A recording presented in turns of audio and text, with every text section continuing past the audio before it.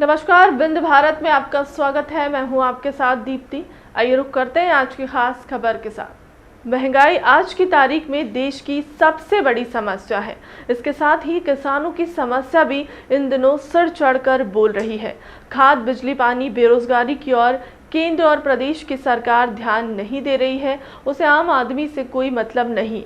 यही जानने समझने के लिए जनता के बीच में विंद भारत की टीम जब पहुंची तब क्या बात निकलकर सामने आई है, आइए आपको सीधे लेकर चलते हैं जनता से बातचीत करते हुए विंद भारत की टीम के पास और सुनाते हैं किस तरीके से महंगाई और बेरोजगारी की किसानों की समस्या को लेकर क्या कुछ बातचीत हो रही है।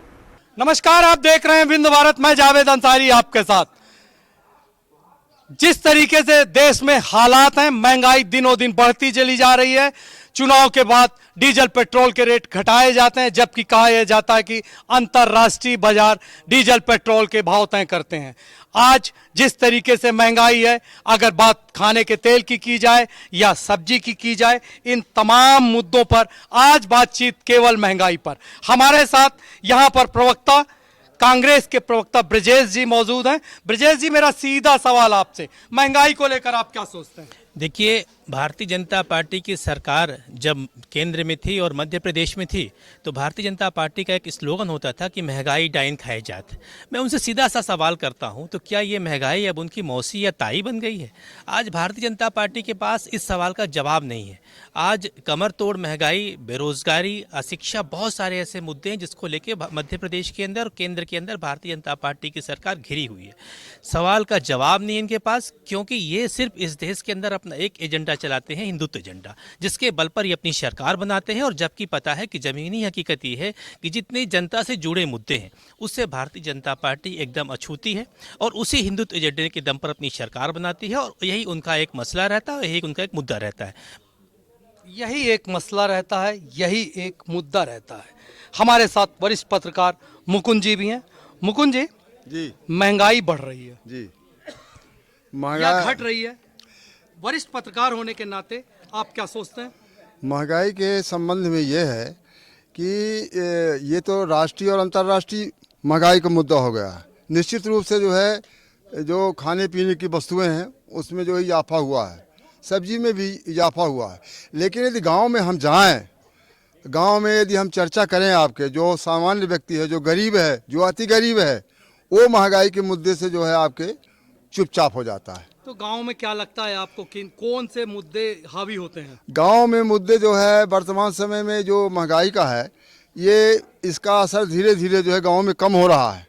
उनमें जो है गांव के लोगों की जो समस्याएं नहीं हल हो रही, जहाँ भ्रष्टाचार है तहसील स्तर में, विकास खंड स्तर में, पटवारी घूस ले रहा है। थाने में कोई आदमी रिपोर्ट दर्ज करा जाता है, उसकी रिपोर्ट नहीं होती, आईजी, डीआईजी और गृह मंत्री के यहाँ चक्कर काटता है। इसलिए आम आदमी को परेशानी इस बात से है क्योंकि आम गरीब के पास हमारे लोगों का मिलना जुलना रहा आता है। आम गरीब के पास कुछ नहीं है। इस समय महंगाई मुद्दा नहीं है। महंगाई के अलावा भी तमाम तरीके की बातचीत है, वो मुद्दे ज़्यादा प्रभावशाली होते हैं। क्या कहेंगे आप? देखिए, जैसा कि मुकुंद जी ने कहा है, निश्चित रूप से गांव का जो व्यक्ति है वो इस महंगाई से ज़्यादा परेशान है। और मैं एक बात तो आपके इस चैनल के माध्यम से कहना चाहता हूँ कि हमारे देश के प्रधानमंत्री जी और हमारे प्रदेश के मुख्यमंत्री जी जितनी झूठ बोलते हैं, उन झूठ को गांव का हर व्यक्ति अब समझ गया है। अभी मैं एक छोटा सा उदाहरण दूँ। 2016 में हमारे गांव में मुख्यमंत्री जी आए थे, 14 घोषणाएं की थी और उन 14 घोषणाओं में केवल एक घोषणा का पालन हुआ। वो केवल उसमें पैसा नहीं लगा गवर्नमेंट का, केवल हायर सेकेंडरी स्कूल का नाम परिवर्तित करके तत्कालीन स्वतंत्रता संग्राम सेनानी पूर्व विधायक बैराज सिंह तिवारी के नाम से कर दिया गया। इसके अलावा कोई भी काम धरातल पे नहीं दिख रहा। महंगाई को लेकर आप क्या सोचते हैं? महंगाई को लेकर के एक बड़ी बात है। देखिए, महंगाई जो इतनी ज़्यादा बढ़ी है, इसके पीछे सबसे बड़ा अहम मुद्दा है डीजल पेट्रोल। ये आप भी जानते हो, हर व्यक्ति जानता है कि डीजल पेट्रोल महंगा होगा तो हर चीज़ का ट्रांसपोर्टेशन महंगा होगा, और ट्रांसपोर्टेशन महंगा होगा तो चीज़ें महंगी होंगी। तो निश्चित रूप से आज की तारीख में आप डीजल पेट्रोल के साथ ही ले लीजिए, सरसों का तेल 200 के पास है। एक माचिस की डिब्बी जो 1 रुपए में आती सीधे 2 रुपए में हो गई है। निश्चित रूप से आम लोगों के जो आवश्यकता की चीजें, मूलभूत आवश्यकता की चीजें हैं, वो पिछले सरकारों की तुलना में अब की सरकार जस्ट दुगने से ऊपर चली गई है। मूलभूत समस्याएं बहुत ज्यादा हैं, मूलभूत आवश्यकताएं जो भी आम आदमी की होती है उसको लेकर काफी रेट बढ़ गए हैं। क्या आपको क्या लगता है, अभी जो भी बातचीत हो रही थी उनमें महंगाई की बढ़ने की वजह, या आपको लगता है महंगाई है ही नहीं? देखिए, महंगाई तो इस समय मैं समझता हूँ कि अगर पूरे विश्व के मानस पटल को देखा जाए तो हिंदुस्तान में महंगाई अपने चरम पर है। और उसका मैं केवल एक कारण मानता हूँ कि वर्तमान में जो सत्ताधारी पार्टी है, चाहे केंद्र की हो चाहे प्रदेश सरकार की हो, इस सत्ताधारी दल की सोच भारत के प्रति नहीं है बल्कि अपने दल के प्रति है। अगर ये हिंदुस्तान के लोगों को पढ़े होते या हिंदुस्तान की समस्या से विज्ञ होते तो निश्चित तौर से ये हिंदुस्तान की जनता के अनुरूप काम करते। आपका कहने का क्या मतलब है? इनके पास कोई अच्छा अर्थशास्त्री नहीं है, ये हिंदुस्तान की जनता की आवश्यकता को नहीं समझ रहे हैं, इसलिए इनकी अच्छी पॉलिसी नहीं बनती है, इसलिए महंगाई चरम पर बढ़ रही है। और इतनी चरम पर बढ़ रही है कि लगभग प्रदेश और देश का खर्चा केवल पेट्रोलियम से चल रहा है और जनता करा रही है। भारतीय जनता पार्टी के पास कोई भी अर्थशास्त्री नहीं है। जिस तरीके का अर्थशास्त्री कांग्रेस के दौरान हुआ करता था, अगर चाहे बात की जाए मनमोहन सिंह की या पी चिदंबरम की, जब वित्त मंत्री बनाने की बात आई थी तो अरुण जेटली को वित्त मंत्री बना दिया गया था। एक बेहतर वकील थे, वो झूठ को बेहतर तरीके से सब साबित कर सकते थे, कुछ इस तरीके से कहना था गोविंद जी का। हमारे साथ यहाँ पर मोहनलाल जी मौजूद हैं। मोहनलाल जी, जिस तरीके से महंगाई या बढ़ रही है, या आपको लगता है महंगाई है ही नहीं, महंगाई का जबरदस्ती का रोना है, देश की समस्याएं कुछ और हैं, तो क्या है असली वजह आपकी नजर में? आदरणीय जावेद जी, महंगाई अब कोई मुद्दा नहीं है। महंगाई तो एक घर घर की एक समस्या है।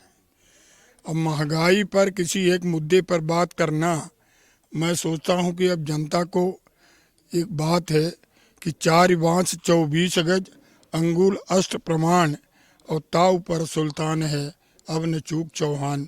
अब जनता को कुछ सोचना चाहिए और उसका कुछ परिणाम देना चाहिए। क्या सोचना चाहिए, जरा बोलिए। सोचना ये चाहिए कि जो ये महंगाई बढ़ रही है और उसी महंगाई के बल पर पूरी जनता तबाह है और उन्हीं नेताओं को प्रश्रय दे रही है, ये जनता का दोष है, न कि नेताओं का। नेताओं का काम ही है जनता का शोषण करना, उनका उपकार करना नहीं। नेताओं का काम ही है उनका शोषण करना, और ये तमाम बातें हैं। मेरा आपसे एक अंतिम सवाल है और इसका मैं संक्षेप में जवाब चाहूँगा। जो भी बातें अभी यहाँ हुई, तो क्या आपको लगता है कि जनता मूर्ख है? नहीं, ऐसा नहीं है। असल में इस देश का जो इंफ्रास्ट्रक्चर है, आज़ादी के बाद के भारत की हम जो बात करें उस पर थोड़ा चर्चा करना पड़ेगा। जितने भी इकोनॉमिस्ट हैं उनमें हम लोग स्वतंत्र भारत के बाद 2-4 ऐसे इकोनॉमिस्ट इस देश में आए, जैसे डॉक्टर मनमोहन सिंह की सरकार थी, यूपीए की सरकार थी। यूपीए सरकार के समय उन्होंने इकोनॉमी का जो ग्राफ तैयार किया वो टॉप टू बॉटम तैयार किया, अर्थ टू डाउन तैयार किया। इस तरह की सोच रखने वाले 1-2 लोग ही हमारे इस देश के अंदर थे। प्रणब मुखर्जी साहब भी उसमें एक थे, चिदम्बरम साहब थे। और वो उज्ज्वला के नाम पे जो सिलेंडर दिया गया वो सिलेंडर अब कबाड़ में चले गए। केंद्र सरकार तो कहती है कि हमने हर घर में गैस चूल्हा पहुंचा दिया, महिलाओं को धुएं से निजात दिला दी। 1000 रुपया कौन देगा गैस भरवाने के लिए? अब इतना तो करना पड़ेगा मुफ्त में, जब सिलेंडर मिलेगा तो। जब वो गरीब है तब ना उसको मुफ्त में दे रहे हैं, तो गरीब 1000 रुपया कहाँ से पाएगा सिलेंडर के लिए? और वो आपका सिलेंडर कबाड़ा में चला गया तो है। आपका कहना है कि सरकार की सारी योजनाएं बेकार हैं? सारी योजना बेकार है और नाटक है, सिर्फ चुनावी है और लोगों को मूर्ख बनाने के, बेवकूफ बनाने की। तो क्या अभी जो और आप ये देखिए कि जब सिलेंडर महंगा हुआ करता था मनमोहन सिंह की सरकार में, तो स्मृति ईरानी सर पर सिलेंडर लग के बैठ जाती थी धरना में सड़क में अपने साथियों के साथ, भाजपाइयों के साथ। आज वो सड़क में क्यों नहीं उतर रही जब 1000 हो रहा है सिलेंडर? आपका तो साफ तौर से कहना है कि डीजल पेट्रोल के जो रेट घटे वो दिखावा थे? नहीं, वो जो घटे नहीं तो यूपी का चुनाव आने वाला है। बंगाल में जब चुनाव हुआ तो कहाँ महंगा हुआ पेट्रोल, जब तक चुनाव रहा 1 महीना तक। अब जब यूपी का चुनाव हो जाने दीजिए, फिर आप देखिएगा पेट्रोल डीजल का दाम। फिलहाल के लिए अब तक की खबरों में इतना ही। देश दुनिया की तमाम बड़ी खबरों के लिए बने रहे विंध्य भारत के साथ। नमस्कार।